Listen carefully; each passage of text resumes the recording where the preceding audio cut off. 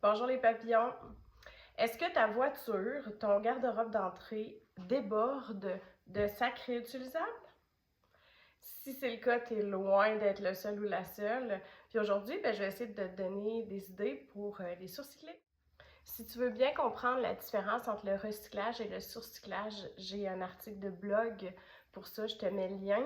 Euh, ma passion, ce que j'aime vraiment, c'est le surcyclage, c'est de prendre un objet qui est en fin de vie, qui a pu son utilité et lui donner une valeur supérieure et c'est ce qu'on va faire avec nos sacs de magasinage aujourd'hui. Donc, ces sacs-là, la plupart du temps, ils sont souvent en polypropylène. Ça ressemble presque à du papier, c'est plus près du papier que du tissu. C'est ce qu'on appelle du non-tissé. Donc, dans nos tissus, dans les sortes de tissus, quand on apprend à les reconnaître, on a du tissé, du non-tissé et du tricot.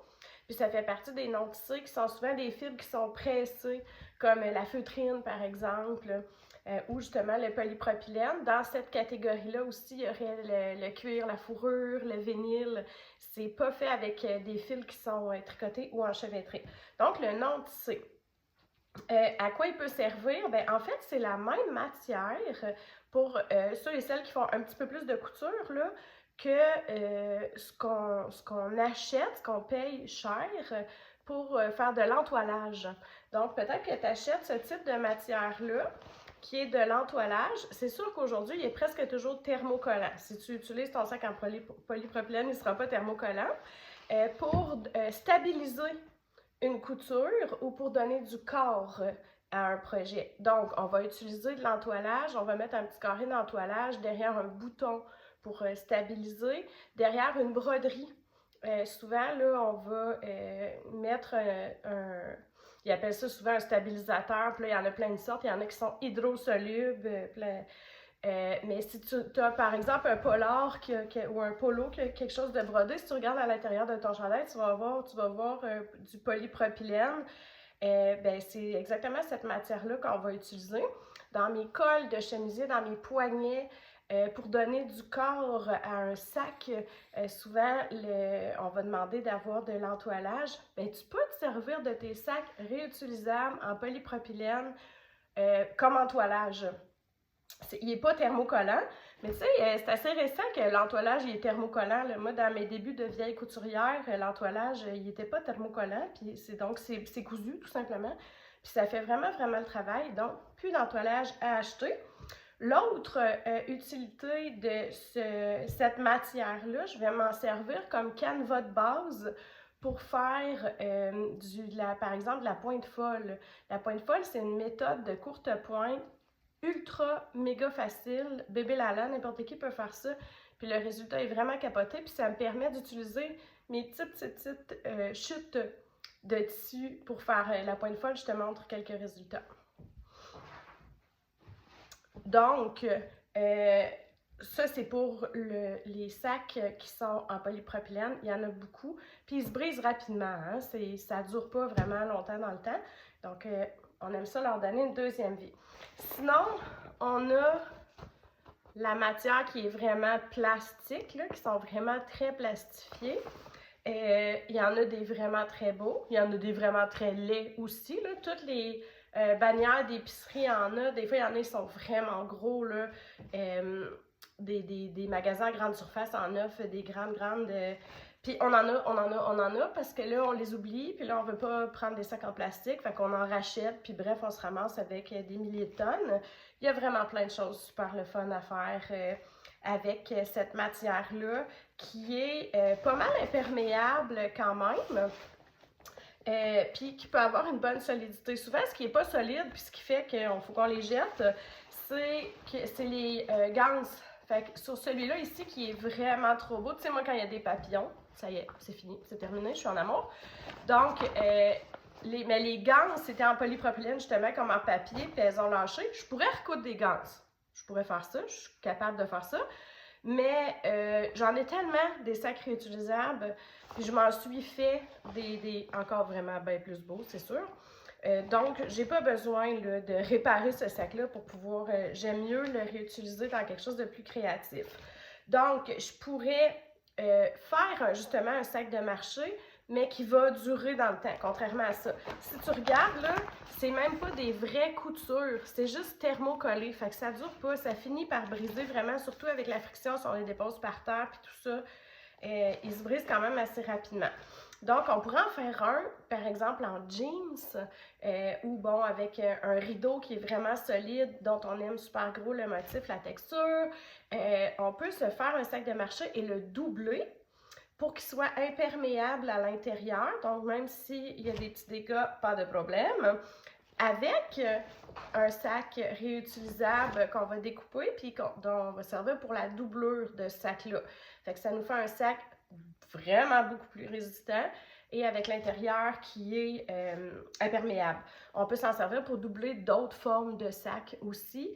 Puis là, ben, c'est sans fin. Tu sais, les sacs, là, on peut faire ça toute la vie avec tout le tissu qu'on a dans la vie, puis on n'en verra pas le bout. Moi, je tripe sac banane et sac demi-lune ces temps-ci. Donc, je peux doubler l'intérieur de mes sacs banane et demi-lune. Ça fait un bel intérieur rigide, imperméable, puis souvent coloré. Donc, c'est super intéressant. Sac à vin, sac à pain, sac à couche, sac, tu sais, il y a vraiment plein de possibilités. Et il y a plein de petits sacs de toutes sortes de formes en demi-cercle qu'on peut coudre, qu'on peut réaliser directement dans ce tissu-là. Et c'est le projet que je te propose aujourd'hui, on va finir par arriver. Un sac comme les sacs à collation. Les sacs à collation, ça remplace les ziplocs. Puis les ziplocs, on n'en veut plus dans la vie. Le plastique, il y en a assez, merci beaucoup. Donc, ça va remplacer, c'est un peu comme le principe des sacs à collation, sauf que les sacs à collation, on aime qu'ils soient grade alimentaire. On n'aime pas mettre nos bâtons de céleri dans du plastique. C'est justement ça qu'on veut plus faire. Fait que pour ceux-là, on va utiliser la vraie matière à sac à collation qui est du pull. Mais sauf que le pull, là, ça coûte la peau des fesses. C'est vraiment pas donné. Le pull de grade alimentaire. Fait que là, on va le conserver pour les sacs à collation qu'on veut vraiment utiliser pour la nourriture. Mais tu sais, des ziplocs, là, on n'utilise pas juste ça pour nos bébés carottes, là. Des ziplocs, on peut utiliser ça pour tellement de choses dans la vie.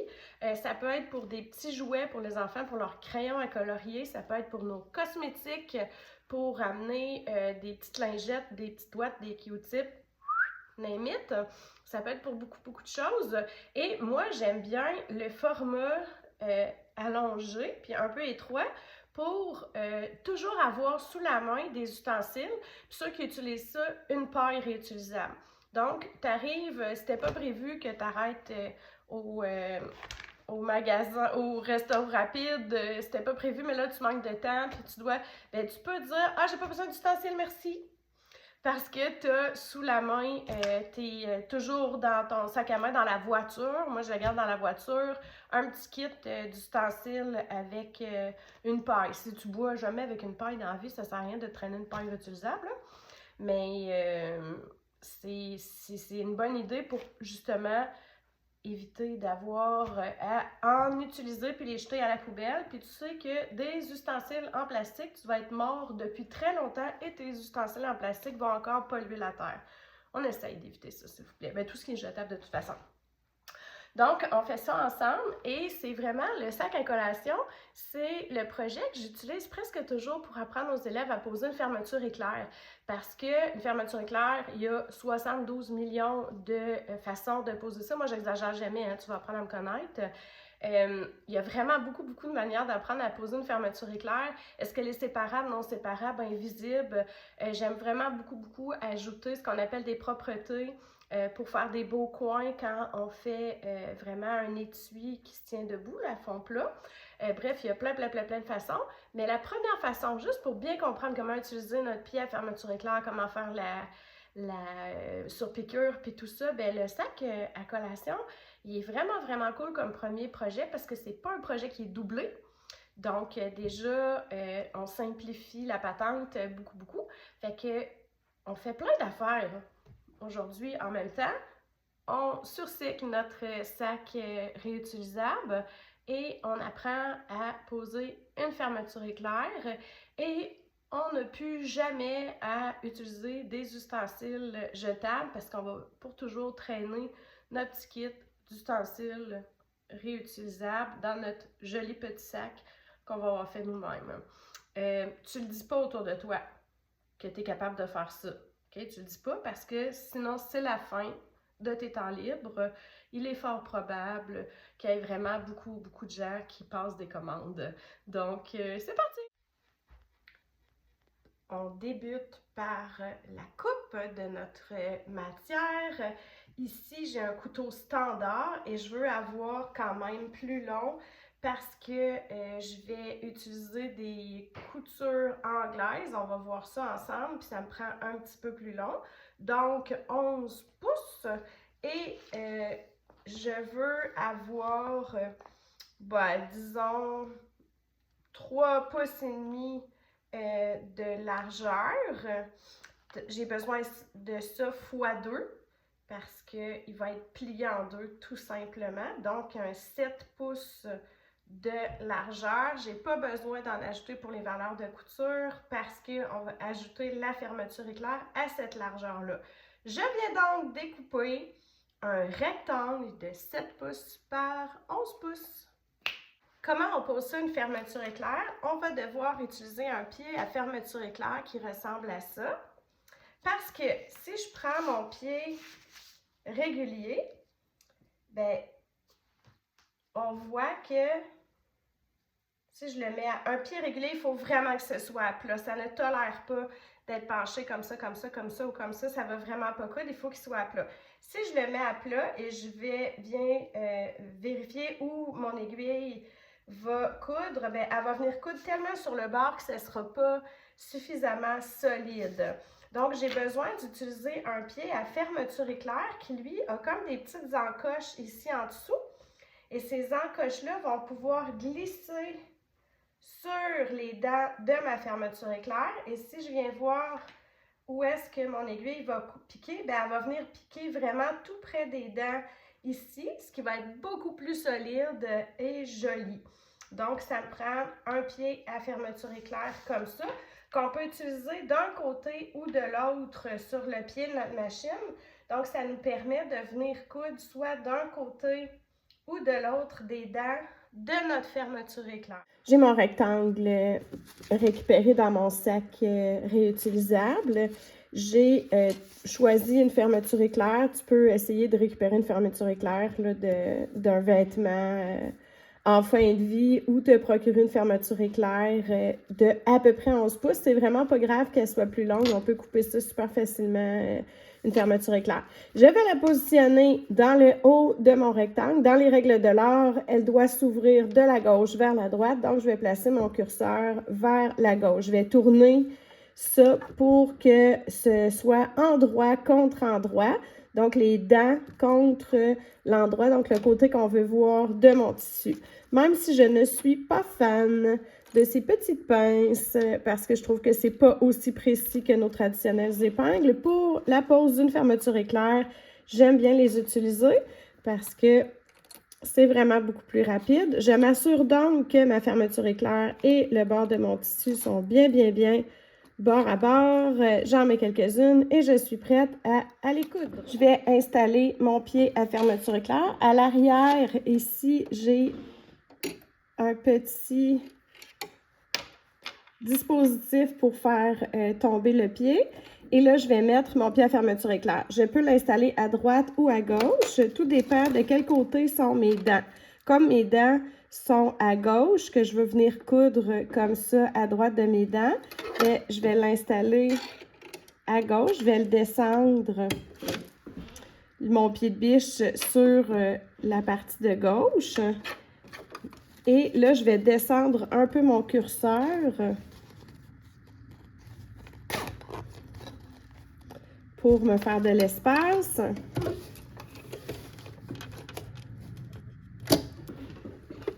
Et je suis prête à faire ma couture. Je vais commencer par mon point d'arrêt. Donc, ma longueur de point va être à 2,5 parce qu'on est en assemblage. Je fais quelques points vers l'avant, quelques points vers l'arrière. Et je suis partie. Le bord de mon pied va suivre le bord de ma fermeture éclair. Quand j'arrive vis-à-vis mon curseur avec le volant de ma machine, je vais m'assurer que mon aiguille est bien piquée dans le tissu, vraiment important. Je vais soulever mon pied de biche, ce qui me permet de passer mon curseur derrière. Je rebaisse mon pied de biche et je peux continuer jusqu'à l'autre bout.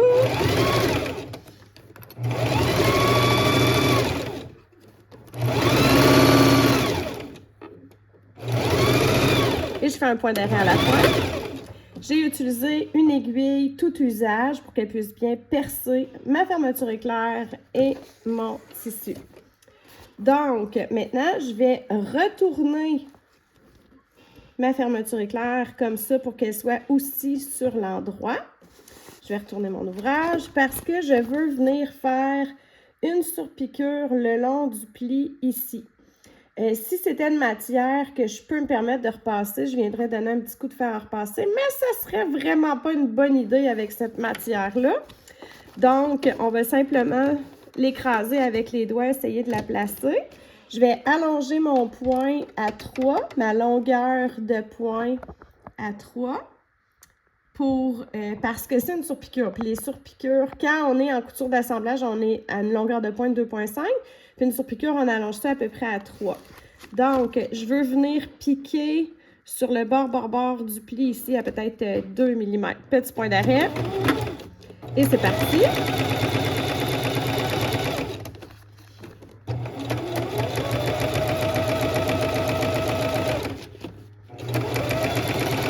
Maintenant, je vais aller coudre l'autre moitié. Je vais ramener l'endroit du tissu sur l'endroit de ma fermeture éclair.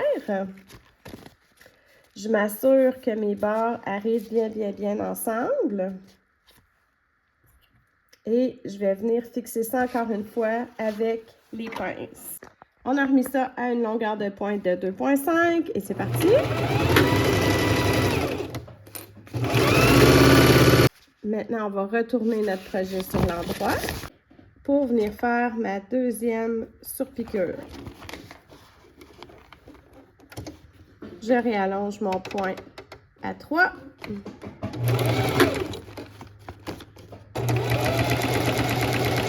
Je me retrouve avec mon sac comme ça. Et c'est pas un étui où je veux mettre la fermeture éclair sur le dessus comme ça. Ça, c'est une petite étape de plus. C'est vraiment type Ziploc où la fermeture éclair est sur le devant. Je vais donc le positionner pour que mon curseur soit à gauche et qu'il y ait un petit espace ici au-dessus de la fermeture éclair. On va y aller en couture anglaise pour que ce soit aussi beau à l'intérieur qu'à l'extérieur, que ce soit 2 fois plus solide et qu'il n'y ait aucun risque qu'il y ait des petites miettes de quoi que ce soit qui se coincent dans les coutures. Donc, contrairement à ce qu'on fait d'habitude, on va coudre endroit contre endroit pour venir dissimuler nos coutures à l'intérieur de nos projets. Cette fois-ci, on laisse ça comme ça, envers contre envers. Je peux venir me placer quelques pinces. Et je vais venir coudre ici, envers contre envers, à 1 cm du bord, comme on le fait d'habitude. Donc, je replace mon pied régulier et je replace ma longueur de point à 2,5 et c'est parti. Je vais venir couper le surplus des deux côtés. Dans les patrons, là, ils vont parler de réduire les marges ou réduire les rentrées de couture. C'est ça que ça veut dire. Ça veut simplement dire de venir couper l'excédent qui se trouve après la couture. Je me laisse vraiment très étroit, là, comme 2 mm.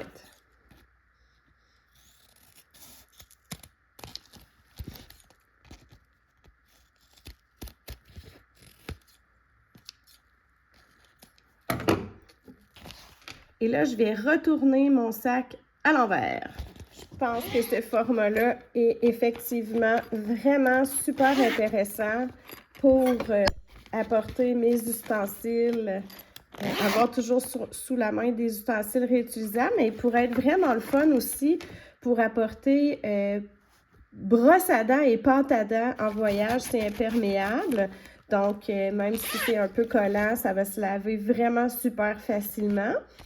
Ou toutes sortes de choses là, qu'on veut transporter avec nous. Tu peux vraiment t'amuser à varier les formats. Donc, tu gardes exactement le même principe qu'on vient de voir aujourd'hui avec ce sac-là, mais tu le fais dans des formes vraiment plus carrées, ou tu pourrais faire un wet bag, faire un sac exactement comme ça, là, la même chose, mais beaucoup plus grand, comme 8,5 onces, comme une feuille 8,5 onces, là, mais pour rapporter ton maillot de bain mouillé, par exemple, de la piscine. Ça pourrait être pour des lingettes lavables aussi qui sont mouillées, pour tes protections féminines réutilisables. Ben finalement, c'est pas mal tous les usages qu'on ferait avec un Ziploc, mais en réutilisant un sac de marché qui avait fini sa job de sac de marché ou qui était juste en surplus dans ta super collection. J'espère que cette vidéo-là t'a plu, qu'elle va te donner envie de surcycler. Si c'est le cas, n'hésite pas à en parler autour de toi, à partager, à t'abonner à la chaîne parce qu'il y a plein d'autres vidéos comme ça qui vont te permettre d'arrêter de jeter du textile et de créer plein de belles choses qui s'en viennent. À bientôt!